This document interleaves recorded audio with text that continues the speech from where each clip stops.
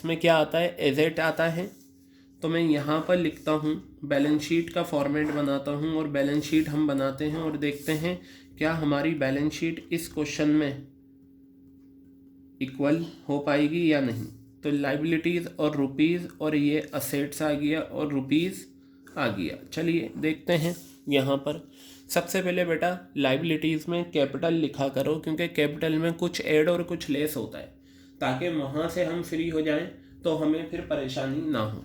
तो मैं सबसे पहले, आप अगर देखें यहाँ पर कैपिटल मुझे गिवन है, ये रहा कैपिटल। इसमें से मैं ड्राइंग्स माइनस करूँगा और मेरा नेट लॉस आया था वो मैं माइनस करूँगा। तो चलिए देखिएगा, मैं यहाँ लिखता हूँ कैपिटल, ये आपका आ गया कैपिटल। क्लियर है। कैपिटल का अमाउंट कितना है, 1,90,000। क्लियर है। इसमें से मैंने नेट लॉस माइनस करा। कौन सा नेट लॉस, ये रहा 24,900 रुपये का, ये मैं माइनस करूँगा। फिर मैं इसमें से ड्राइंग्स भी माइनस कर दूँगा। क्या माइनस करूँगा, ड्राइंग्स। और बेटा ड्राइंग्स का अमाउंट है 7,000 रुपये। इन दोनों फिगर को माइनस करके जो मेरा आउटर कॉलम में आंसर आएगा वो मैं आपको बता दूं, 1,90,000 है ये। ठीक है। और 1,30 हटाया, 1,60 हुआ, 1,60, 1,000, 1,58,100 रुपीज़ ये आपका आ गया। क्लियर है। बस अब आपको क्या करना है, बैलेंस शीट जो आपको गिवन है, ये रही बैलेंस शीट आपकी।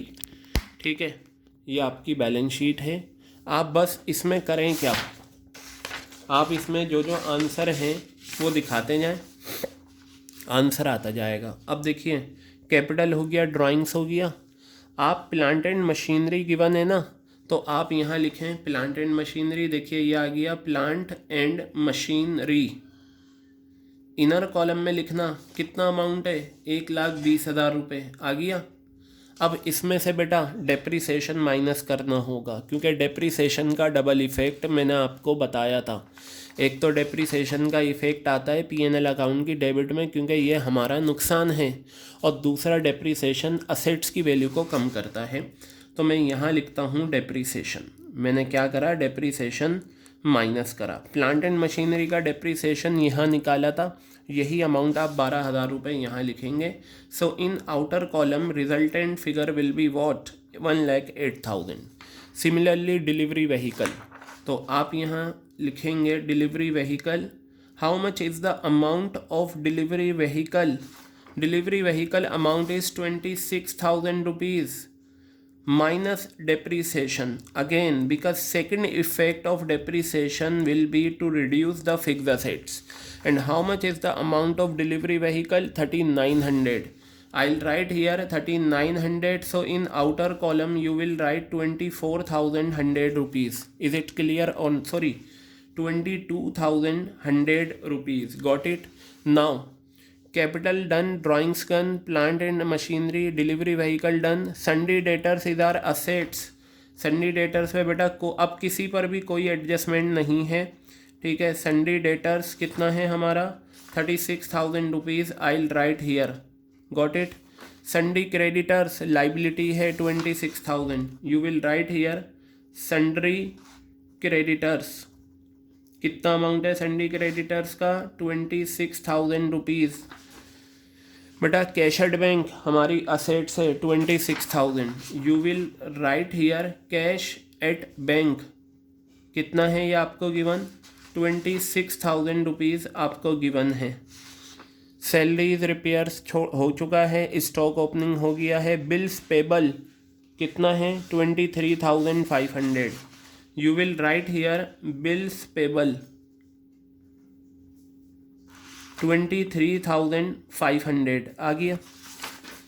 उसके बाद आप देखिए क्लोजिंग स्टॉक 16,000 रुपये है। इसका डबल इफ देखो, जब आप ये ट्रायल बैलेंस पूरा कर लें तो उसके बाद आप एडजस्टमेंट में आया करें और देखा करें एडजस्टमेंट में कौन सी एडजस्टमेंट का डबल इफेक्ट पूरा रह गया है। क्लोजिंग स्टॉक एक ट्रेडिंग अकाउंट में आता है और एक कहाँ आता है, बैलेंस शीट की असेट साइड में आता है। तो मैं यहाँ लिखूँगा क्लोजिंग स्टॉक कितना है, क्लोजिंग स्टॉक आपका 16,000 रुपये है। कितना है, 16,000 रुपये, ये आ गया। उसके बाद डेप्रीसिएशन आप दो जगह दिखा चुके हो, देखो एक तो आपने P&L अकाउंट की डेबिट में दिखाया, दूसरा आपने माइनस करके दिखाया डेप्रीसिएशन, तो डेप्रीसिएशन आप दिखा चुके हो। अनपेड रेंट, अनपेड का मतलब होता है देना बाकी है, हमारी लाइबिलिटी होती है, इसका डबल इफेक्ट रहता है और डबल इफेक्ट कहाँ आएगा, लाइबिलिटी साइड में आएगा, अनपेड रेंट। क्लियर है बात ये? तो अनपेड रेंट कितना है आपका, 500 रुपये है। कितना है, 500 रुपये।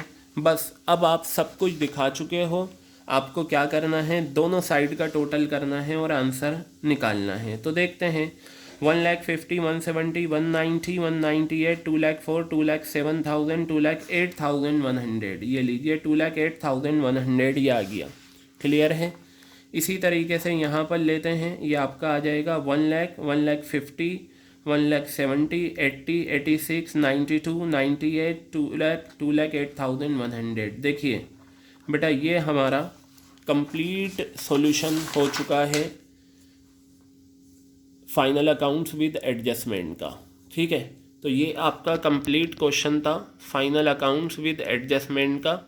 इस तरीके से आपको इसे करना है, जहाँ पर जो एडजस्टमेंट गिवन हो वो एडजस्टमेंट आपको लेनी है, और अगर कोई एडजस्टमेंट नहीं दे रखी तो फिर आपको एज इट इज़ दिखाना है। तो बेटा एक चीज़ आपने देखी, फाइनल अकाउंट्स विदाउट एडजस्टमेंट और विद एडजस्टमेंट में सिर्फ एडजस्टमेंट का फ़र्क है। आप एडजस्टमेंट का ट्रीटमेंट दिखा दो, बाकी सब कुछ आपको वही करना है जो आपको गिवन है। क्लियर हो गई बात? तो ये हमारा पहला क्वेश्चन था, इसे आप रजिस्टर में कर लेना।